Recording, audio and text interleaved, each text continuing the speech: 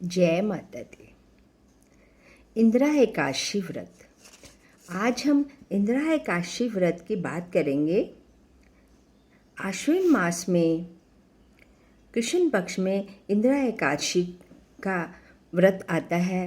इस दिन पितरों के प्रति श्राद्ध भी किया जाता है। तो इसकी हम कथा का वर्णन करेंगे। युधिष्ठिर जी ने पूछा, हे मधुसूदन, कृपा करके मुझे यह बताइए कि आश्विन के कृष्ण पक्ष में कौन सी एकादशी होती है। भगवान श्री कृष्ण बोले, राजन, आश्विन कृष्ण पक्ष में इंदिरा नाम की एकादशी होती है। उसके व्रत के प्रभाव से बड़े बड़े पापों का नाश हो जाता है। नीच योनि में पड़े हुए पितरों को भी यह एकादशी सद्गति देने वाली होती है। राजन, पूर्व काल की बात है। सत्ययुग में इंद्रसेन नाम से विख्यात राजकुमार थे, जो अब महिष्मतिपुरी के राजा होकर धर्मपूर्वक प्रजा का पालन करते थे। उनका यह यश सब ओर फैल चुका था। राजा इंद्रसेन भगवान विष्णु की भक्ति में तत्पर हो गोविंद के मोक्षदायक नामों का जप करते हुए समय व्यतीत करते थे और विधि पूर्वक अध्यात्म तत्व के चिंतन में संलग्न रहते थे। एक दिन राजा राजसभा में सुखपूर्वक बैठे हुए थे। इतने में ही देव ऋषि नारद आकाश से उतरकर वहां आ पहुंचे। उन्हें आया देख राजा हाथ जोड़कर खड़े हो गए और विधि पूर्वक पूजन करके उन्हें आसन पर बिठाया। इसके बाद वे इस प्रकार बोले, मुनि श्रेष्ठ, आपकी कृपा से मेरी सर्वथा कुशल है। आज आपके दर्शन से मेरी संपूर्ण यज्ञ क्रियाएं सफल हो गईं। देव ऋषि, आपके आगमन का कारण मुझ पर कृपा करके बताएं। नारद जी ने कहा, नृपश्रेष्ठ, सुनो, मेरी बात तुम्हें आश्चर्य में डालने वाली है। मैं ब्रह्मलोक से यमलोक में आया था। वहाँ एक श्रेष्ठ आसन पर बैठा और यमराज ने मेरी भक्ति पूर्वक पूजा की। उस समय यमराज की सभा में मैंने तुम्हारे पितरों को भी देखा था। वे व्रत भंग के दोष से वहां आए थे। राजन, उन्होंने तुमसे कहने के लिए एक संदेश दिया है, उसे सुनो। उन्होंने कहा है, बेटा, मुझे इंदिरा के व्रत का पुण्य देकर स्वर्ग में भेजो। उनका यह संदेश लेकर मैं तुम्हारे पास आया हूँ। राजन, अपने पिता को स्वर्ग लोक की प्राप्ति कराने के लिए इंदिरा का व्रत करो। राजा ने पूछा, भगवान, कृपा करके इंदिरा का व्रत बताइए। किस पक्ष में, किस तिथि को और किस विधि से उसका व्रत करना चाहिए। नारद जी ने कहा, राजेंद्र, सुनो, मैं तुम्हें इस व्रत की शुभ कारक विधि बतलाता हूँ। ये आश्विन मास में कृष्ण पक्ष की एकादशी को किया जाता है।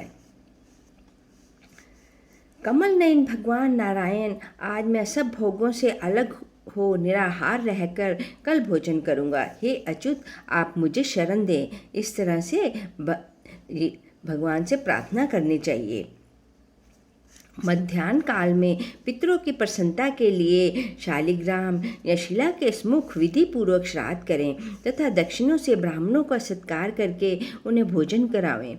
पितरों को दिए हुए अन्नमय पिंड को सूंघ कर विद्वान पुरुष गाय को खिला देते हैं। फिर धूप और गंध आदि से भगवान ऋषिकेश का पूजन करके रात को जागरण करें, भगवान के नाम का उच्चारण करें। उसके बाद अगले दिन द्वादशी के दिन भक्ति पूर्वक श्री हरि की पूजा करके फिर ब्राह्मणों को भोजन कराकर भाई बंधु नाती और पुत्र आदि के साथ स्वयं मौन रहकर भोजन करें। इस विधि से आलस्य रहित होकर तुम इंदिरा का व्रत करो। इससे तुम्हारे पितर भगवान विष्णु के वैकुंठ धाम में चले जाएंगे। भगवान श्री कृष्ण कहते हैं, राजन, राजा इंद्रसेन से ऐसा कहकर देव ऋषि नारद अंतर्धान हो गए। राजा ने उनकी बताई हुई विधि से अंतापुर की रानियों, पुत्रों और भृत्यों सहित उस उत्तम व्रत का अनुष्ठान किया। कुंती नंदन, व्रत पूर्ण होने पर आकाश से फूलों की वर्षा होने लगी। इंद्रसेन के पिता गरुड़ पर आरूढ़ होकर श्री विष्णु धाम को चले गए और राजऋषि इंद्रसेन भी अकंटक राज्य का उपभोग करके अपने पुत्र को राज्य पर बिठाकर स्वयं स्वर्गलोक को चले गए। इस प्रकार मैंने इंदिरा व्रत के महात्म का वर्णन किया। श्री कृष्ण भगवान जी ने कहा। युधिष्ठिर ने पूछा, मधुसूदन, आपने जो विधि बताई है, मैं अब इसी तरह से ही पूजन करूंगा।